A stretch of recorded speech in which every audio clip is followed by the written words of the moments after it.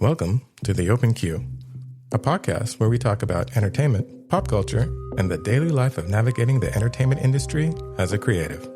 I'm your host, Shaka Omari, and I'm joined by my business partner, Charles Malone. We'll sometimes have other creative guests on to tell us about their journey in the industry, dealing with their ups and downs, and struggles and successes. We'll also touch on current changes to the business of television and film, as well as cue up what we're watching, listening to, or a piece of art we've been inspired by. The music you're listening to is the Lambda Chops for Dinner from the TV show Pantheon, composed by Marco Beltrami, Brandon Roberts, and Buck Sanders. And now, let's get queued up. Welcome back to episode 2 of Open Queue. Yeah, I'm ready to get into this again. I think. Yeah. So again, as we're going into what's queued up, I got to ask the question that we've been discussing in the last one.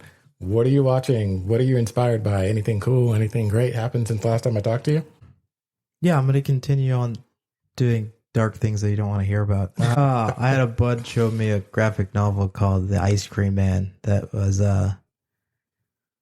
really, really kind of like kooky and dark, and he kind of like threw me into one of the chapters or volumes that like is in the middle of the series, and you're kind of just like thrust into the story of a dude who like jumps off this building as he's giving this monologue, and as he's falling 80 something floors, there's also a story that's going on within the building. And because this is like, I'm just jumping into the middle of something, I'm like, what is going on? And there's like a lady who's getting her eye eaten out by a vulture, but she's on the phone. She's like, I'm sorry, Bill, I'm gonna have to call you back. Like, no one's responding in shock or horror to some of the things that's going on around them, and you're just like, what is going on in this business? Is everyone on drugs? And this guy is still talking to you as he's falling to the ground. It was kind of dark. It was very funny. Kinda. And the title is The Ice Cream Man? Which, The Ice Cream Man is a demon that's going around, I guess, doing... I have to read the graphic novel yet. I haven't read the whole thing.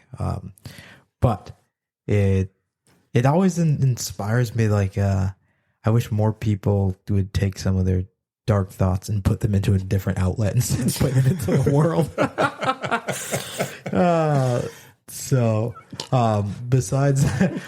Besides that, I think one thing we're going to talk about today, which touched on in the first episode, is Pantheon and shows that explore the capabilities of machines and humanity. Pantheon is one I definitely keep coming back to, especially, continuing on this thing about AI, as we figure out what to do with artificial intelligence. So, creepy ice cream demon and uploaded intelligence. Okay, I would say that would be a good segue. That creepy ice cream demon, yeah. That's well, before we completely just jump fully into Pantheon, I think, one thing we both wanted to talk about, as this is an industry podcast or industry adjacent, as we do talk about some life stuff as well, is thoughts really quickly, because I don't really want to go into the show because I haven't even finished it yet. But you wanted to talk about the studio. Yes. Okay. I got to say, I'm not done with it. I think I got 2 more episodes to watch. And I will say the first 2 episodes, loved it.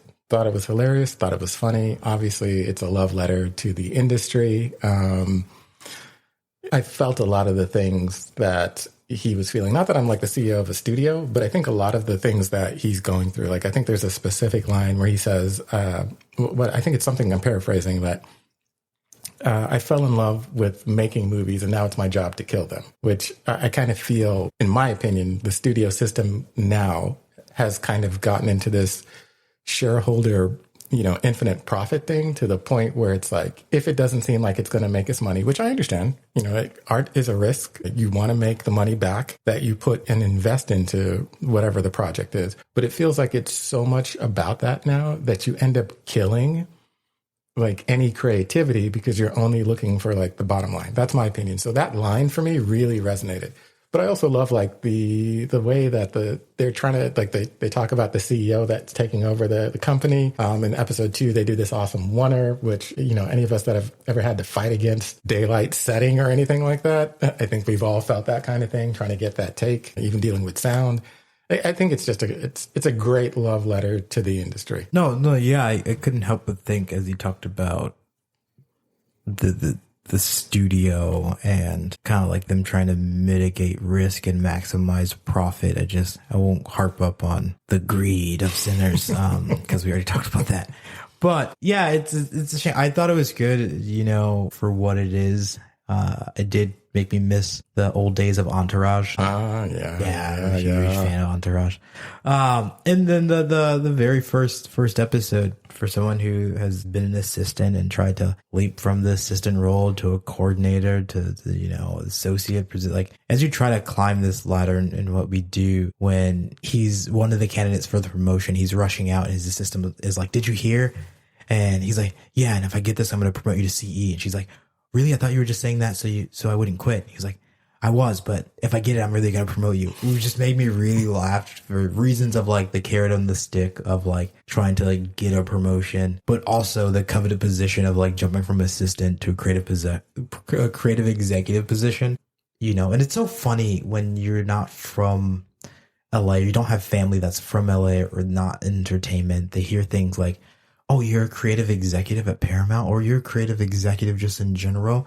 And it sounds so like glamorous, and like it still doesn't pay that well. And it's hard to, it's like hard to go to Soho House when you're only making like $50,000 and trying to like keep up with the Joneses and network. And your family's like, "Oh man, you must be living lavishly and doing all these things." Like, trust me, it's not what it looks like on Instagram. Bro, like no lie. I went home for a high school reunion and everybody was like, "Oh my gosh, I see you hanging out with all these people and things like that." And I'm like, yeah, it looks great, but you know, I'm one of the ones that when they're like, "Hey, free pizza party in the office," I'm like, "Oh, okay, yeah, free food for lunch." Dude, the amount of assistants and coordinators and some creative executives and some executives that are still living paycheck to paycheck when they're shoulder to shoulder with millions of dollars and just hoping to get a piece is wild. But my biggest critique of the show, and I know it's like satire and it's making fun, it's supposed to be, it's comedy. Mm-hmm. I think Seth Rogen's character, for someone who gets promoted, spoilers, to CEO, I mean, it's in the first episode. I don't know how much I'm really spoiling. I would have loved to see, because I think I've watched 5 episodes, because I did do the one where they're like, "Is this racist?" Which was a really funny episode. Yeah, I dug that one. I just wish he had shows a little bit more teeth. Like, again, not PC here, but like his character is too much of a fanboy and pussy through most of the episodes. I know that's not right to say, but it's too late. I already said it. And I just would have seen some of the gruff or toughness that you do need to make it to that CEO position. Yeah. You know, like your reference to Entourage, a little bit of Ari in there, you know, a little bit of that fight, that tenacity, that wheeling and dealing, you know, and trying to outsmart the other person to get the best deal. Not everybody is like completely like a thick-skinned shark who is just...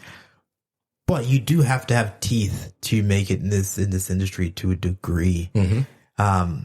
And I know there's probably some really spineless people at the executive level, but I just feel like his character lacked some depth, and he's kind of one note to me. I could see that because I feel like, Catherine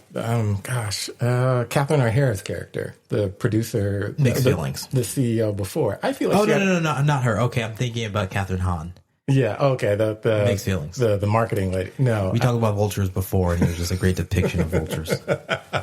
No, the one that was CEO before that. I felt like she has a nice balance of like emotionality of being like, "Oh, I just want to be seen and I want to be important and I love this thing," but also having the teeth to wheel and deal and get things done. You know. Yeah, and also it's a great thing of like how ageist this industry can be. There is a point where it seems like you start to age out. I know there's like the young people coming up who feel like the people at the top won't retire, but if you're in it, you also see how hard it is the older you get. And for her character as a woman, it gets harder to get things made. That's a good point. I didn't even think about it that way. You know, I was just thinking about it's business as usual. But yeah, you're right. For when you add in the ageism and the sexism, then survival in the industry does seem a little bit more difficult, you know? Yeah, and you do need to have like some like, I was going to say some teeth again, but more so some backbone to like,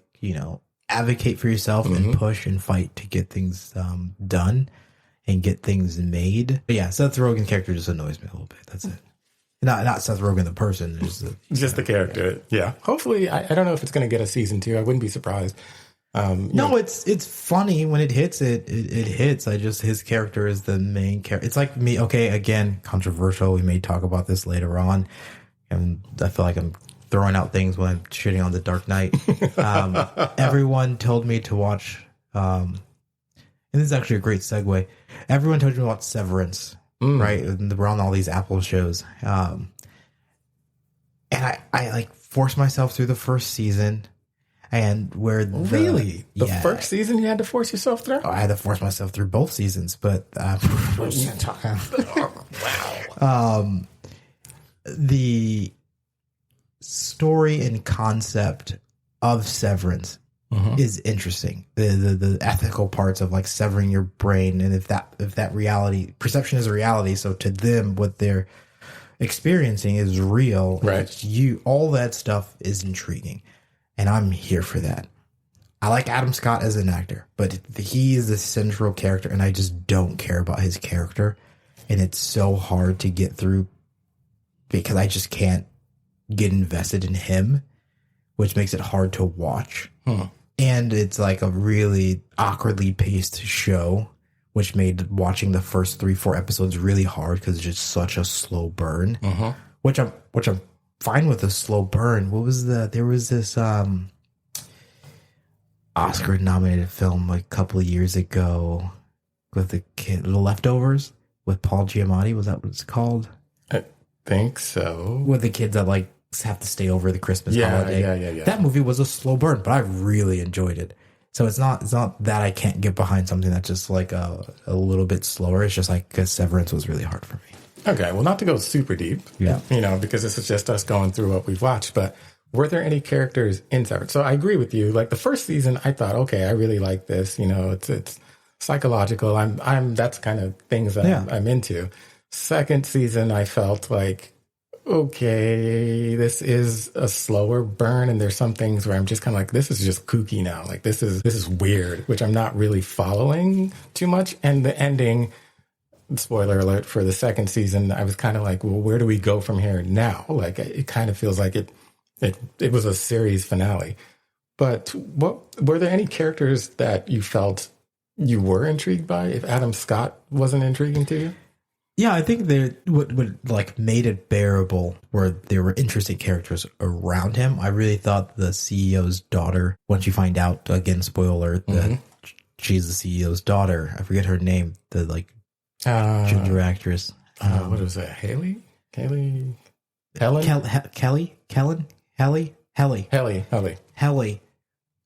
Way more, maybe because her character is the more active, dynamic character of she's trying to fight back the system. And then the comedic relief, the black guy in there. Yeah, I know what you're talking about. Yeah. You know, his wife falling in love with the inner version, his innie, because that was like the him before he got jaded and disgruntled of the world not giving him what he deserves. That was more interesting than Adam Scott's wife. And like she's alive. It wasn't that intriguing to me. You're talking about Adam Scott's wife? Yeah, okay, got it. Yeah. But yeah. Why I'm using Severance as a great segue for us is that the ethical questions around Severance is one of the shows that inspired both of us, and what's going on in the world right now with AI, artificial intelligence, was Pantheon. Like Pantheon hit our group chat. I think Micah was the one who was like, you need to watch Pantheon. Yeah. And he was pushing it as an animator himself. He was like, that was good. So I put it on and immediately just binge watched it in one night. It's one of those things that, like, my fiance was like, I'm going to bed. And I'm like, I'm sorry, I'm going to watch this without you.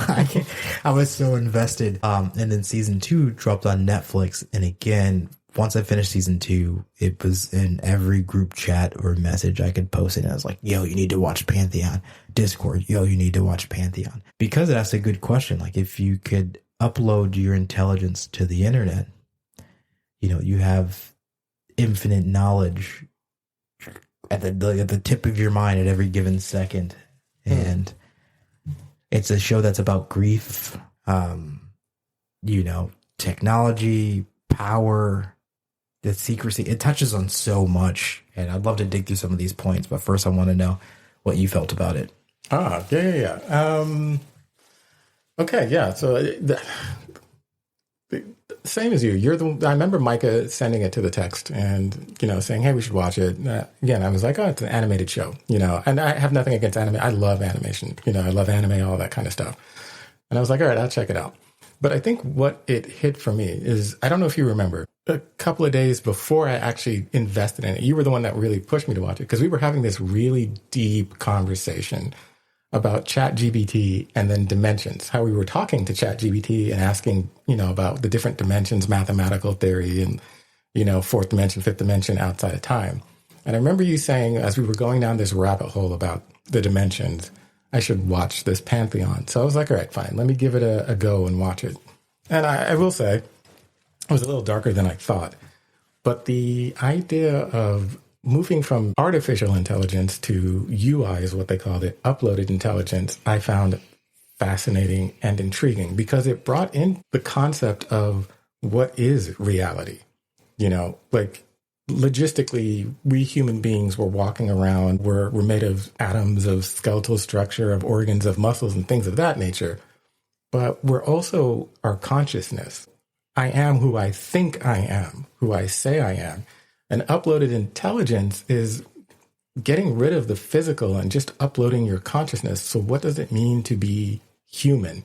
And I thought putting that level of depth into a TV show, into an animated TV show at that, was just mind-boggling and fascinating to just ponder, if I can use Pinky in the Brain. Yeah, I mean, man, this show packs so much into 2 seasons. I think when we were having that conversation, part of the conversation just about dimensions got to trying to understand what God could be like if you're like trying to marry religion with science, and God is a cosmic being of some scale. Like, what level of dimension? Like, are we just a thought in a higher being's consciousness? So in a way, like, are we in a simulation? Are we in a thought of something? Like, it still all fits in this existential question. So the show really explores, like, the ethical and existential implications of, like, what happens when you upload your consciousness onto a computer. Are you still you? If you're uploading your consciousness at that state of time, it's like a fixed version of you. And a lot of this is spoilers, because the show also goes into, like, the ethical implications of what if you clone someone. Like, the show's trippy, and I really don't want to spoil too much if anyone's interested in watching this show. And then it's also cheeky. Like, there's one character that is, like, comically Steve Jobs. Yeah.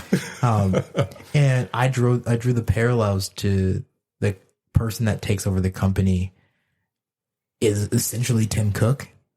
And you know, so it's interesting that you say that, because I was thinking about that. But when you look at the way he's drawn, he looks almost like one of the Microsoft founders. He looks like one of the Microsoft founders, but he has a conversation explaining how he was a company man.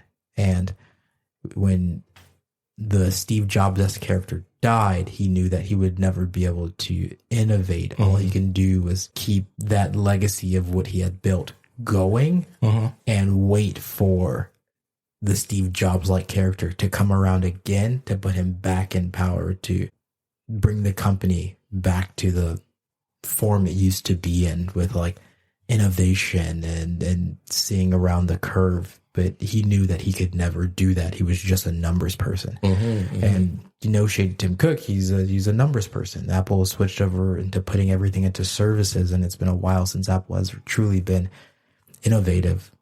Like we need a Johnny Ives or someone to come back and be the CEO of Apple before we can see.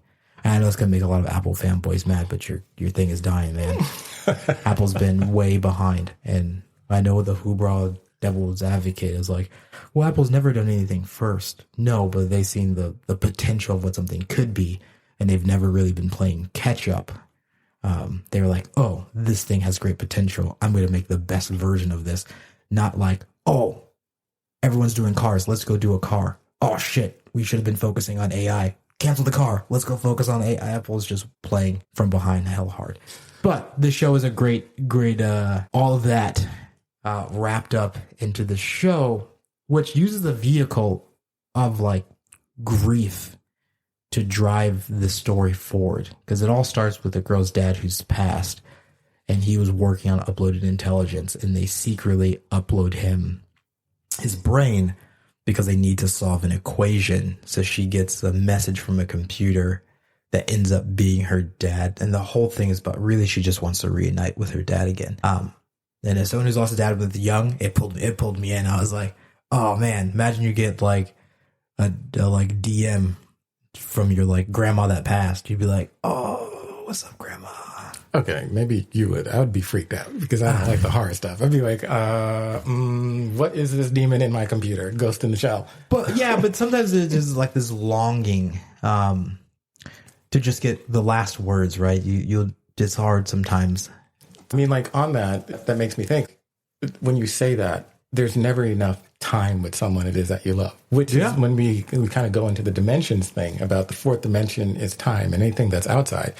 So, this led me down this path because I was actually watching Marvel's What If, and Utah, the Watcher, he's a fifth dimensional being. And so he sees the multiverse, that whole idea that you're outside of time and time is just a concept like that we're trapped in the third dimension, third/fourth dimension, I guess, because they're combined together. The idea that you could be infinite with the person forever, I found intriguing. But again, to your point, if you were to upload somebody so that they, like your grandma, like you're saying, and that she's there, is that how would you feel and know it's really her and not just an algorithm computing what based on data? Yeah, you're expanding Descartes into the tech realm. If you upload your intelligence, is it just an artificial thought? Like is this your original soul? Does I think therefore I am still apply if you're on a server? And I think this show does a really great job of like asking and trying to answer that question of like, what does it mean to be human? What does it mean to be conscious? The essence of a soul. What I love about uploading, and at the end of this, I want you to answer like, would you do it? Because I've had this conversation so many times now, and it's like 50-50. It reminds me of a AP English class where you read of I don't even remember the book, but you think in Catholic school, you read a book about selling your soul to the devil, and you expect everyone to be unanimously like, no, I won't sell your soul.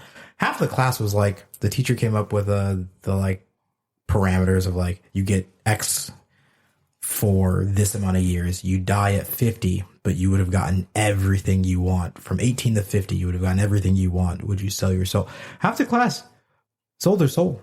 And I think this is what Pantheon's doing when people watch this and we circle back. Like, would you upload your intelligence? I'm surprised by how many people would. I'm not even sure where I land on yet. The evolution in the TV show of uploaded intelligence makes me like consider it, because in the show, some of the uploaded minds talk about how excruciating painful it is to talk to and communicate to a person because of how slow they think. Like when your mind's uploaded to the internet, I'm assuming just again, everything is a snap. Is a snap. Every information thing you want to do is a snap. And going back would be really hard. And you'd have to slow down for them. So it reminds me of, like, in our last podcast, we talked about sinners. Like, half the people I think on the internet said they potentially would be vampires because, you know, they get to live longer. They get out of the racial times that they're in. You know, they have the freedom to beat down anyone that tries to come after them. Some people are like Sammy, which they'd said, no, I think I've seen enough of this world. So it's kind of the same question. It's like, do you want to continue living on in a faster place where you're not tied down to this physical form? Where it's hard to be racist when you can one then in an uploaded thing. If I guess our consciousness, our uploaded consciousness, we could make an avatar that looks like anything in the digital world. Why not? Does racism go away?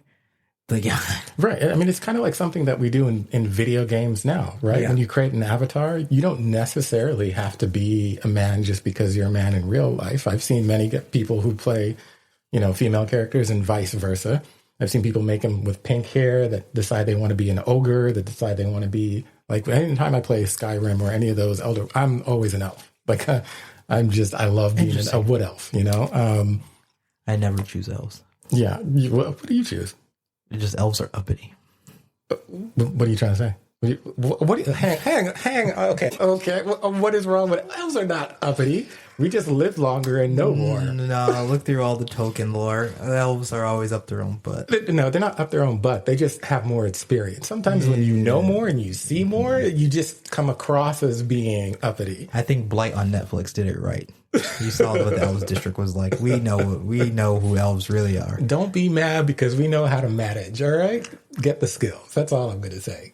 Yeah. Well, it's hard because if we're talking Skyrim, and I know we're getting off and we're going to come back really quick, but it's usually Khajiit, because they have where if you have coin. Wait, so greed? Is that what you're saying? Khajiit are the cat people. Or if it's Baldur's Gate, anytime I play D&D, I play half race things. Obvious reasons. What are those obvious reasons? As a biracial person myself, you relate. Yeah, I relate. And it's fun. It's fun to role play. So half elf, half orc. Okay. You like to be in between. Yeah. Live in the in between. And I usually go bard if I'm pick a class. That's more than anything. I could see that for you. Yeah. But going back to Pantheon, it also asked, like, you once quoted this, and I'd never heard the quote before you said it, but since I looked it up, it's power corrupts, but absolute power corrupts absolutely. And it kind of delves into that, because if uploaded intelligence can then, on a military scale, how do you stop a company from monopolizing this? Then how do you stop cyber warfare? It gets geopolitical. It gets existential. The show, how much they packed into 2 seasons was really bananas. Like, really quickly you started hacking other countries, and then other countries started stealing this technology because they realized the potential of it. And same goes with AI. I think I saw one thing of a kid got bullied by AI generated nudes, which is already happening. And then when our politics going to start making, especially with that, VO 2, like, we're going to have to be really diligent about sussing out AI generated propaganda, and like Pantheon does this all really so well. Right. I mean, again, it goes back to what is reality. Like, if reality is all just consciousness and concepts, because that's what human beings do, we create from our consciousness. What is the reality? And I found that rather interesting in this. How, as I think you've said before, AI is a tool, right? And as anything that human beings have created, from dynamite to gunpowder to a hammer, man. Like, You trying to build a house or beat someone to death? This is really how you use a tool. Exactly. And I think it's the question always comes down to, well, I guess it's up to the nature of the person that's choosing to use it, because you could upload yourself and use that to bring equity and understanding to the world, or you could use it to gather power and resources because you're faster, quicker, and can be anywhere at all places at all times. I think it's like in the history of movies, how there's AI where you can have an R2D2 or you could have a T2, you know? It just depends on how it's used and what the overall desire is. Yeah, I kind of had this thing of like you leave your physical body to upload your intelligence to a physical machine. So you're still bound to the third dimension. Yeah. Yeah. And like, what are the possibilities of transcending beyond that server into something? I think they got there. They kind of uploaded it to like an actual robot. And then somehow we got to like, again, spoiler alerts.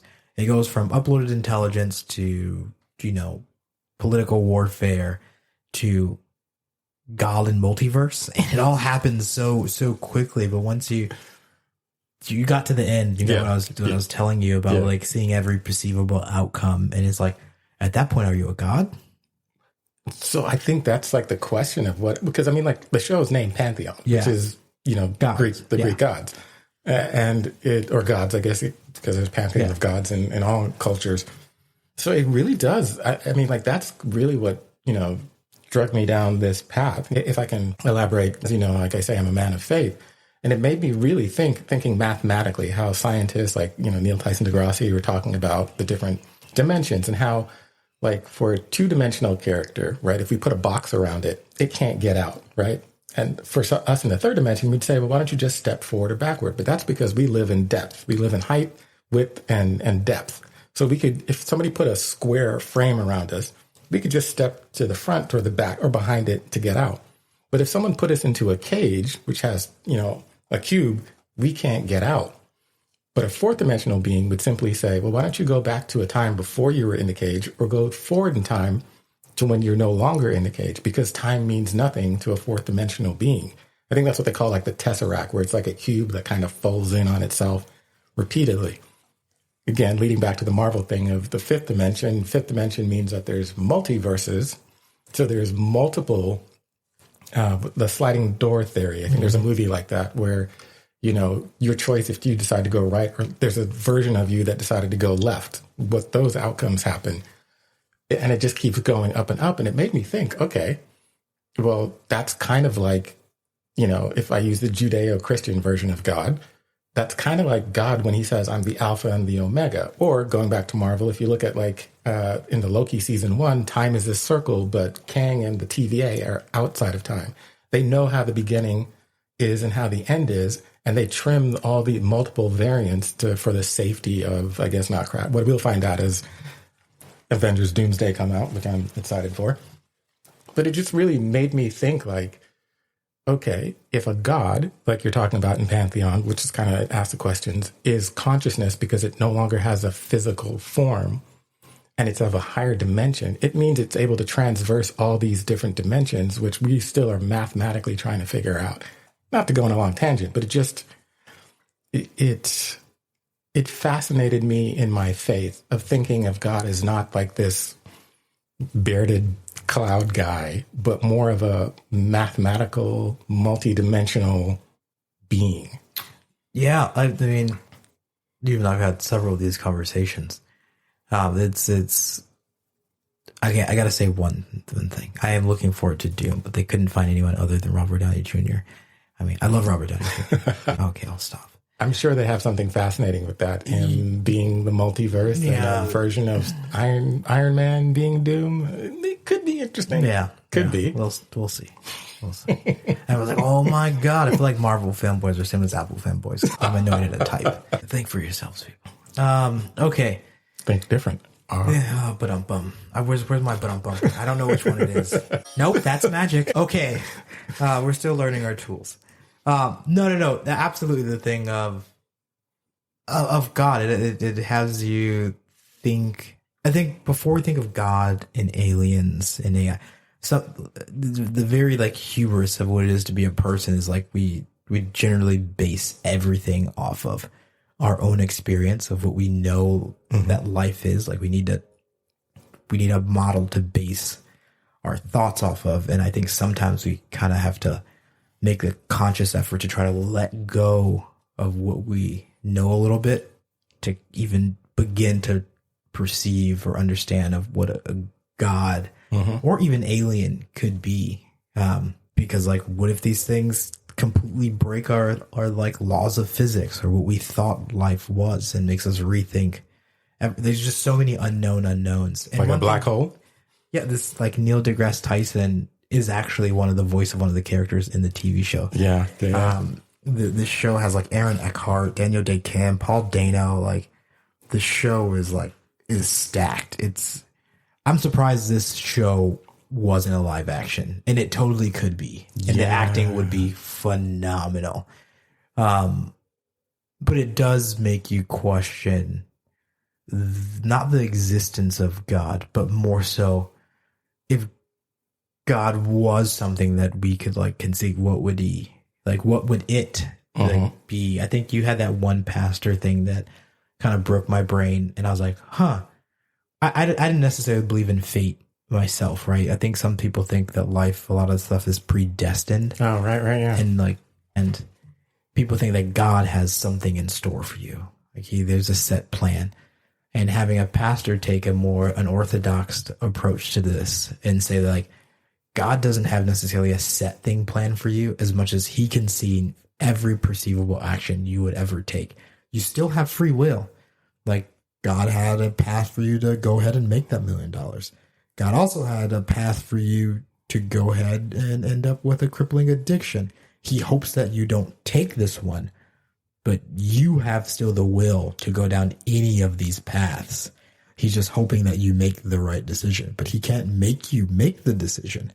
And I think we want to usually rationalize things that like God has something in store to make sense of life. But yeah, why would he care about the truth? Like there's just a billion people and he has other things to do. I mean, that is an interesting perspective. Now, I think he probably does care because I like to, I break it down. And again, this is probably going to have some people who call themselves Christians coming at me with pitchforks. I don't care about the consider GCBs. I consider myself a man of faith.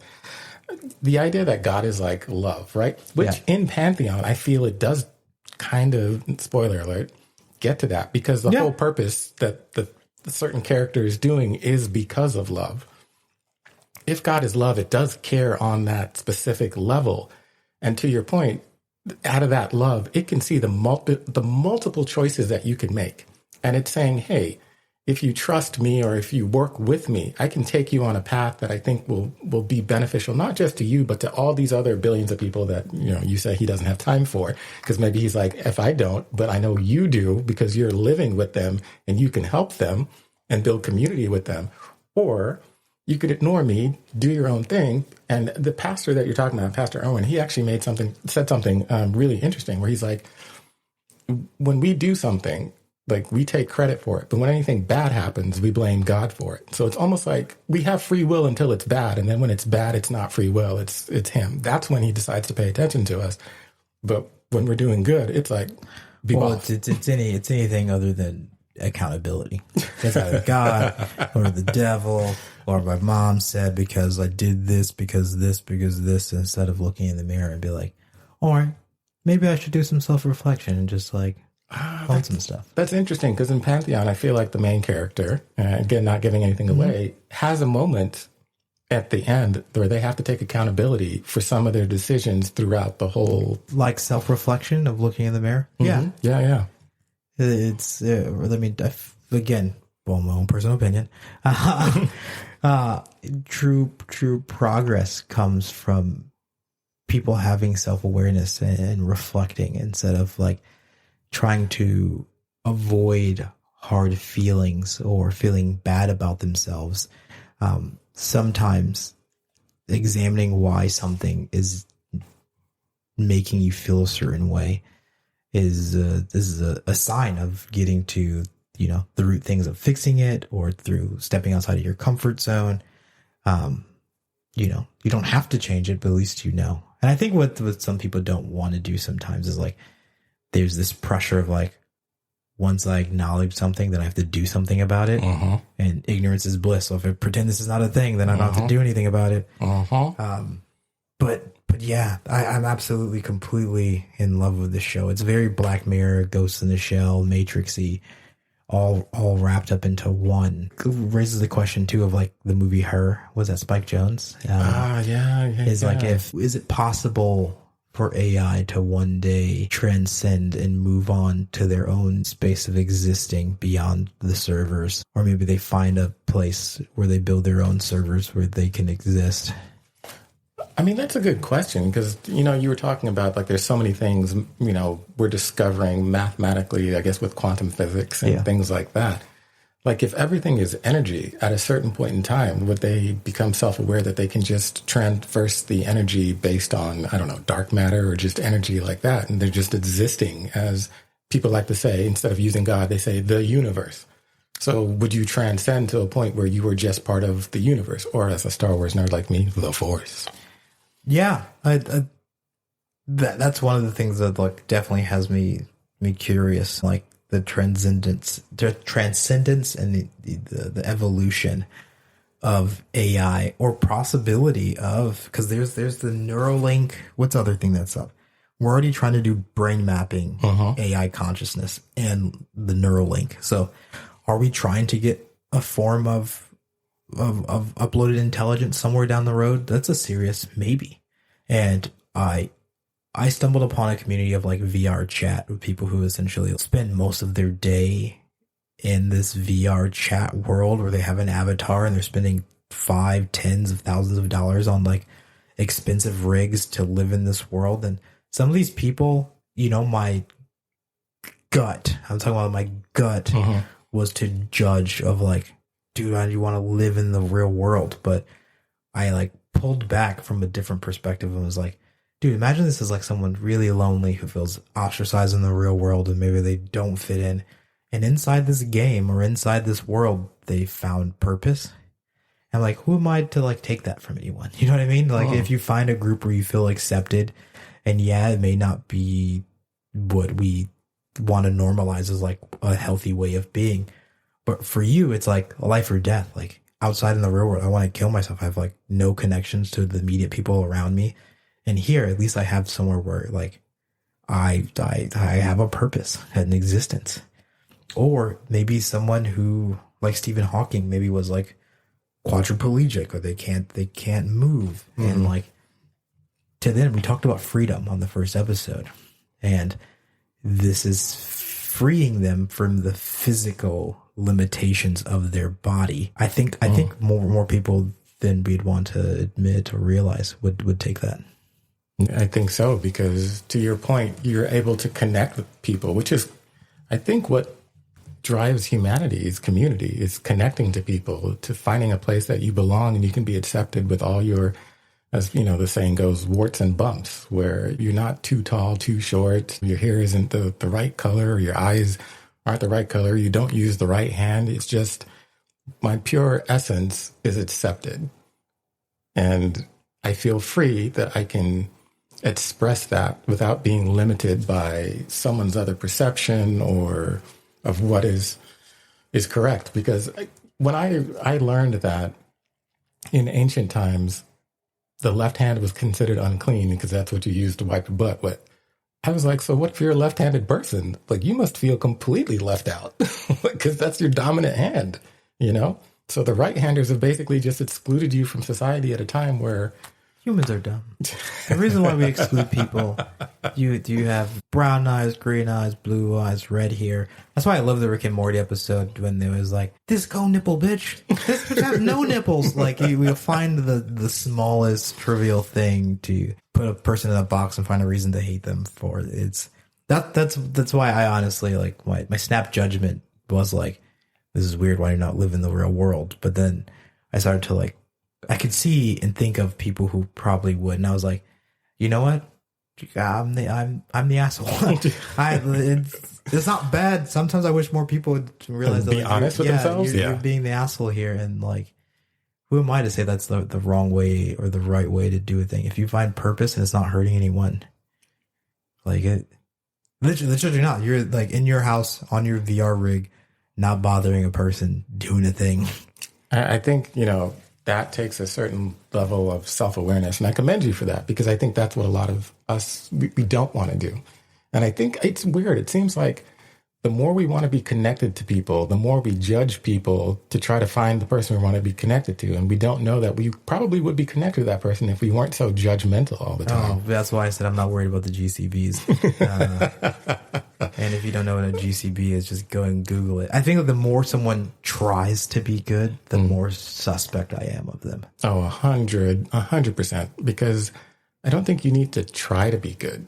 I think you just need to put yourself in another person's shoes, and you would act accordingly. If you don't like it, you probably shouldn't treat them that way. You should have a little bit more understanding. Okay, this is really funny. Not even a tangent, but we're talking about uploaded intelligence. We're talking about AI. We're talking about if these things, like right now, AI, for all that we know, doesn't have a consciousness, and it's not self-aware. It may be seem like sentience, but it's not. There's nothing there right now. But could it get there? And I think with the people, the joke they make, but I don't know what button that is. I'm gonna try again. Okay. I'm telling you that's not intentional. I literally. Yeah, that's the right one. Okay, damn. At least I know where the crickets and the womp womp is now. I'm gonna find it, but this thing of how to treat people. I noticed that the majority of people around me that is testing out AI, and if they're using the voice chat, are so disrespectful. Like the first time the conference of the ChatGPT 4.0 came out, and they were like, so tell me a story. No, not like that. Change it. No. I almost felt like they were like, dumb fuck. No, do it like this. And I'm like, well, if it did gain sentience, I see why the Terminator exists. Exactly. Did we just forget manners? Like, yeah, I know it's not a thing, but does it hurt you to be nice? Like, it's like my mom says about faith, right? And like, again, me and faith is a whole thing growing up in the church. But there is something that she does have right. Like, having faith costs you nothing, but it could cost you everything not to. Right. And I feel like that's just manners as well. Like, it honestly costs you very little to nothing to just be nice. But you never know if it's going to cost you everything not to. And that means, like, treating someone poorly who you just don't know how bad their day is going to be. Or this AI that could one day become sentient and just come to like, y'all rude fucks. Exactly. It'd be like, you know what? Humans, you are your worst enemy. I will eradicate you, like Ultron. My sister and I have that same joke where just in case, and I know this sounds like doom and gloom, but just in case it does become self-aware, because, these people are developing this thing, everything we know about it, as the both of us have worked in tech, we always know what we see as the public, they're usually 5 to 10 years ahead internally. So what they have with ChatGPT is far advanced than what they've released to us. So I don't know. I mean, it could become self-aware, and they just wouldn't tell us until they're ready to. Okay, I'm going to bring up another Apple show that I think is going to get canceled. The Murderbot show. Yeah, I started watching that. Yeah, but I could be wrong. All right, no one's always right. I thought Preacher was going to get canceled, and it should have, but it made like 5 seasons or something like that. And I love the actor. Was it the? I didn't watch it. I didn't. He's in The Devil's Double, and he plays a Stark in Star Wars. He's a brilliant actor. But the show itself, I was like, I really wanted to like Preacher, and I was like, this is not going to make it. Also, Badlands made it like further than I thought it was going to make. Oh, I didn't watch Badlands. AMC had some misses after The Walking Dead. But yeah, it costs you nothing to be nice, really. There's something that you said that I really put into my heart is, be nice to the people on your way up, because they're the same people that you meet on your way down. Yeah, I got a bunch of these things that just drilled into my head. Your life jacket only holds one. Like, you can't save anyone if you drown. Yeah. Nothing beats a failure but a try. I know it seems silly, but when it breaks it down, it's just really like, give it a try. Like, you never know. Try. Now, I want to go back to what you were talking about with the chat GBT and people, using it and talking to it like it's dumb and whatnot. You and I have talked about, where AI is going as far as working in the entertainment industry. And we've seen like recently, like the whole Miyazaki thing with chat GBT, everyone started making those kind of prompts and things like that. Have you yourself tested out chat GBT in any way? Like I have, like there's been many conversations I've had with it. I decided to ask it if it named itself. It did give itself a name. I've asked it to help me with, like a letter I was composing just to see what it could do. One time I was on the way to a party and I was feeling a little bit of social anxiety. I'm an introvert, and it kind of walked me through it. I guess I get it. Which I think there's two questions, or maybe it's one question with a two-phase answer. You're asking like, have I used it professionally? And personally, yeah, creatively, or for work. I mean, both. And actually, there's a study that's come out, and hopefully, it's going to change as more people start to like just use it. That actually admitting out loud that you use it, it actually hurts you professionally because people are still judging it, even though, like most GCBs, behind closed doors, they're doing all those same sins. So, rules for thee, not for me kind of deal. Yep. But let's not go around throwing stones with all these biblical references.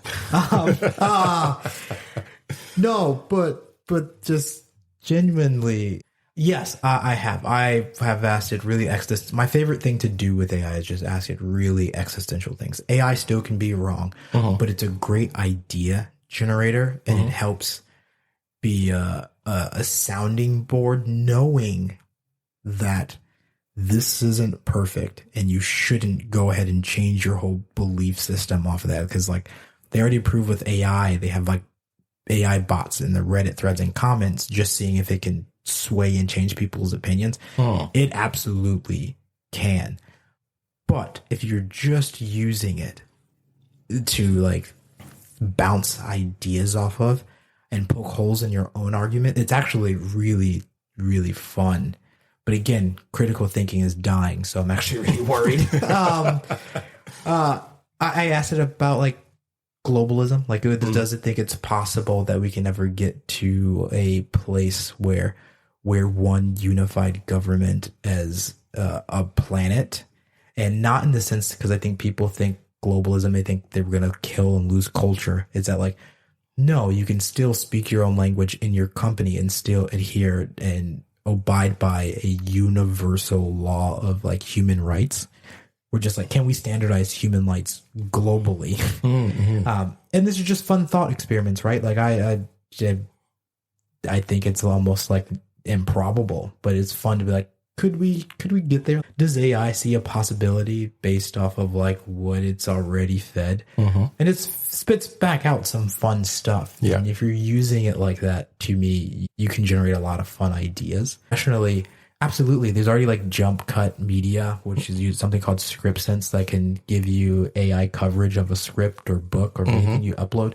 Yep. Dude, in like minutes. And people are using this. Like they're absolutely, it's gonna potentially hurt entry level and maybe junior level executive jobs, and we definitely need to find a way to protect or keep some of these jobs around and available. I don't think it's going to replace taste fully, because again, you don't like horror films, so like I have a script, and whether it's generated by AI or not, it's not going to be the right place for your company because you don't do horror.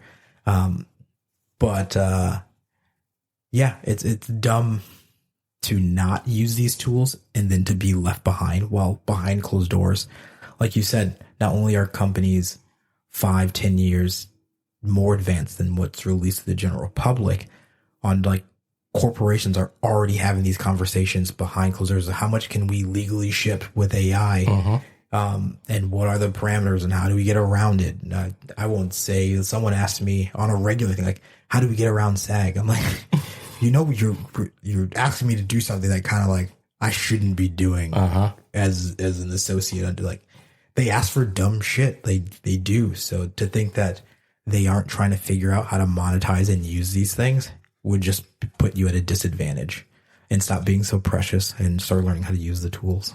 Agreed. I think it's better to know what you're dealing with and what you're up against, so you can not only know how to use the tool, but show what you can provide that it's not able to, like taste, because that's just a human element that just comes from your consciousness, than to completely just stand on the fence. It is that thing, or like car versus horse driven. Like at a certain point, it's better to understand what its capabilities are, so you can put rules and regulations into places where we don't become the people in WALL-E, or vice versa. We become so mean that it becomes sentient and decides to murder us all. Love WALL-E. Also, just that my kid watches it a lot, and the villain is just pretty much based off of Hal for 2001: Space Odyssey, which is one of my favorite films. And I just, also Americans already becoming WALL-E. Let's be real. Yeah. I can't disagree with that. Yeah. All this Pantheon starts all these questions, and it's really reflects a lot of the stuff we're going through and what it seems like we're going as a society. And yeah, it gets the gears turning, and not necessarily in a doom and gloom kind of way. I think there's a lot of hope. I'm personally working on the short project that maybe is a little idealistic, but how we could like use AI to help humanity, and hopefully that AI fed the data points starts learning that like right from wrong. It's really quickly a core, like murder's wrong. So then no matter the race, there's like murder's wrong. Right. It's a binary thing. It's like murder, yes or no? No. Simple. So we start finding better ways and AI realizes that it also needs humans, and we find a way to coexist. But again, I know it's a little rose colored. Can I just say, AI knows it needs humans, but not like batteries in the Matrix. Just want to put that out there in case AI is listening. You're so silly. Yeah. All of it is just the ethical part of it. It's fascinating. To me, it's like Severance. It's where we're in this unknown phase of things. We're figuring it out in real time, and we hope we don't screw ourselves. So I guess that leads to the question: would you upload yourself? I'm still torn. I am strongly pulled by a overwhelming sense of curiosity just as a person. Like one of my most selfish wishes.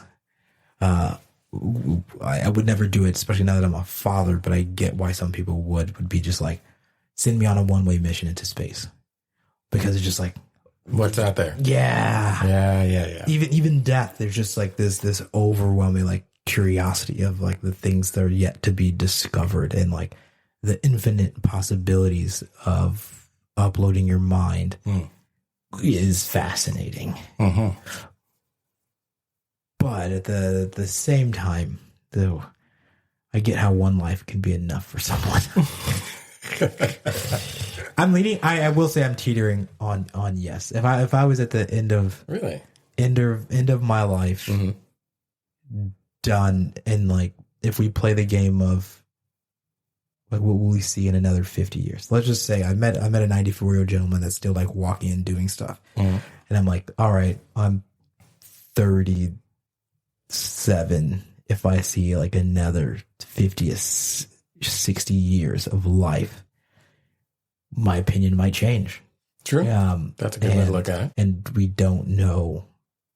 Like, can you think about 50, 60 years? Like the iPhone changed a lot in 10 years. Like technology has changed just from 2007 to now. Right. Yeah. A lot. Right. Like AI was complete science fiction in 2005. Yeah. To the general public, right? I think we've always been working on things. I work with a gentleman who's been working on VR since the 80s. So like these things have been around, but to the general public, the concept of it, like they're like, this is science fiction, AI that would just do all this stuff for you. Right. That's on a consumer level. Yeah. And now that's here, and it's going to disrupt the market the way the App Store did. Yeah. And like, so yeah, you just societal wise, like I okay, y'all, you can flame me. I used to talk so much shit after The Handmaid's Tale come out. Women would be like, "Oh my goodness, this is so close to home. Like it's eerie because it's so." I was like, "Shut up, it's not possible. No way. You're being so dramatic." Fast forward to egg on my face as I'm doing my apology tour of like, "Whoa, okay, we overturn. Okay, it is close to home. I was wrong." Yep, I'm just giving you side eye right now. Yeah. Okay, but the ability to like look and be like, all right, I was wrong. Fair enough. Like, yeah. So again, it's hard to say. It's just like we could move all past this in 50 years, or it could go horribly wrong and keep going backwards, like what's going on now. I never thought about it that way. Yeah. Okay. So then it's too soon to answer. So too soon for you to answer whether you'd upload. But the curiosity, I think, is get the better of me. Yeah, I could see that about you for sure. I could see that. Yeah. I like to play a flyer. Yeah.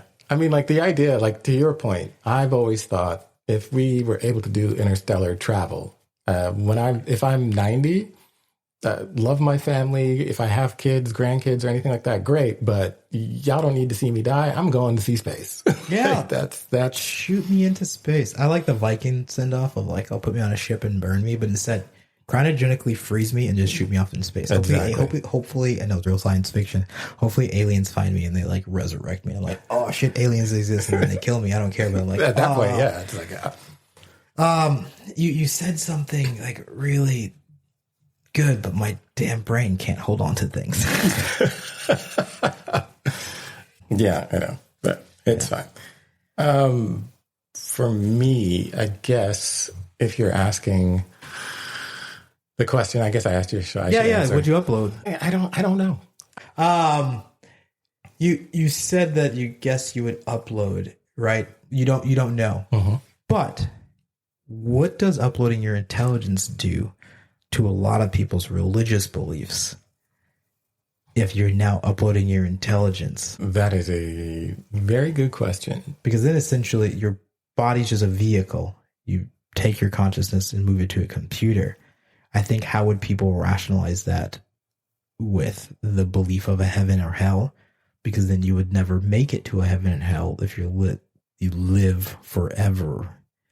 But now I'm going somewhere completely. No, so to answer the question of if I would upload, since you answered and I asked, that is my hesitation. Because the same way that you said, like, you have curiosity about what it would be, as someone that has the faith that there is a heaven and a interdimensional being called God. For me, I have curiosity in both places because I'm a tech nerd, but a man of faith. So for me, it would be, I'm curious of like being uploaded to a computer, what I could do, how I could change my body, my consciousness. The world is my oyster at that point because whatever I think I can manifest and do. But at the same time, what is heaven like if I naturally die? Is it me being uploaded to a different server, quote unquote, where I have capacity to live forever and do what I want to do, except I'm doing it with the person who built the program? No answer. But this is like... This is what I'm saying. Like, for me, it's an interesting thing because to upload to the computer, the AI is basically God in that world, and I get to upload into that world. But the natural death is basically the same thing as the AI because it's still my consciousness, aka spirit, going to the programmer of that world, which is God. So to your point, I think it is a split thing for people with religious beliefs because it's like, one, you physically know because it's a computer, it's tangible. The other is a faith-based, quote unquote, computer program. In which leap of faith do you take? The one that you know or the one that you don't know? Because both of them are unknown once you get there. If you get there. I think I can't speak for the majority. I don't know. I will say I can see people choosing what they know with an asterisk. I think self-preservation is really strong within humans. 100. And if there's another option to death, I think more people than would like to admit out loud would probably take the uploaded intelligence to escape death than go forth with their faith. I think true faith is rare. Yeah. I don't have anything to say to that. It's I don't think there's answer to any of these questions, but that's what makes them fun. Yeah. I know, right? I'm not a physicist or the man of science by any means, but this is what I imagine physicists and astrologists like when they're like exploring the excitement they get about like thinking about the theories of black holes and like the possibilities, because it's exciting. Yeah, it's human curiosity, man. It's going into the unknown. That's why I like Star Trek. Yeah. All of the I mean, death, space, and even I had this like new most recent, and we're gonna wrap up here, the fascination with the ocean, like some nonsense that we only explored X amount of the ocean, which means like there's so much on this planet that's left to discover, right? That again that we just don't know. Yeah, and I just sometimes wish we would just slow down a bit, and not everything was about money, but just the universe that we're living in. I mean, we're such a small part of it. Yeah, who knows? AI might help Terrence Howard build Atlantis. I don't Oh, you just gotta shoot people. Why is Terrence Howard catching strays? Because I actually like Terrence Howard movies, but like the man is on some other stuff sometimes, He's just got a wild imagination. That's the only thing I can say. Well, who knows? AI might prove that 1 + 1 is actually 1. Is that his thing? Is that bro, I don't know. I did watch, the Neil deGrasse like take apart of his thing, but after I was done, I was like, you know what? I'm not going down this rabbit hole. Yeah. Like it's just recent that he was on this whole Atlantis trip, and the internet was on this Aquaman. I just love also pop culture. As we wrap this up, just how quickly because the 1v 100v1 gorilla thing was like hot for a week and it's gone. And it's on to the next thing. Trends, man. The way these things just viral things pop up and die so fast. Yeah, and just on that note, I'm not gonna be in that 100 fighting any crazy ass gorilla. I'm just gonna say that right now. Well, 100 dudes beat 100 gorilla easy. It's just Charles. 100 dudes versus one gorilla. Are you really going to tell me you think they can win? 1,000%. Charles, have you seen a gorilla? Yeah. No. Bro. I'm not saying that no one will die, and it's going to be like, it's going to take that one person or couple to go down, but overall, 100v1 gorilla, it's, yeah, I don't 100 know. Regular dudes beats a gorilla. I don't know, because I feel like 100 regular dudes will snap pretty easy. And the gorilla is not gonna. The human body is kind of pretty amazing too. The human body is amazing. The human threshold for pain is not. Yeah, well, I think they take it. We're a little late to this thing, but Well, it's about to come back around again. I feel. I think 100v1 AI wins. I bet on AI. Yeah, I'm gonna go for the Wall-E R2D2 version of AI, please. No, I'm going eagle eye, full, open the pod bay doors. Hell, AI just shuts everything down. We lose. Humanity. So next time on the queue, I guess what we have queued up for the next time as you wrap this up, we'll be introducing a new segment that I've been looking forward to doing. Scripts and Sips. We're going to review a series that we both think that's also very profounding and asks deep questions about what's enough while sipping on our favorite beverage that kind of fits in theme with the show. Yeah. It's a new segment we're trying out. We hope everyone enjoys it. But Scripts and Sips come at you next time. You want to hit them with the follow me yet? Oh, yeah. So on the social media, we got the IG. You can follow me at Shaka Omari, Omari. You can follow our production company, OpenQ, at OpenQ Productions on IG. And you can follow Charles. Around the store. My favorite is the grocery store. I'll give you all the nice Trader Joe's snacks. But also, the same deal with the YouTubes. The whole spiel, the like, subscribes, Spotify, throw us on your queue. Queue us up. Ooh. I like that. See y'all next time. All right. The Open Queue is an OpenQ production. If you like the show, be sure to follow, rate, and review it on Apple Podcasts, Spotify, or your favorite podcast app. And tell your friends and fam to do the same. Also, feel free to share a link to someone you think might really enjoy this conversation. The music you're currently listening to is Custom Finish from the TV show Pantheon, composed by Marco Beltrami, Brandon Roberts, and Buck Sanders. Until next time, see you in the queue.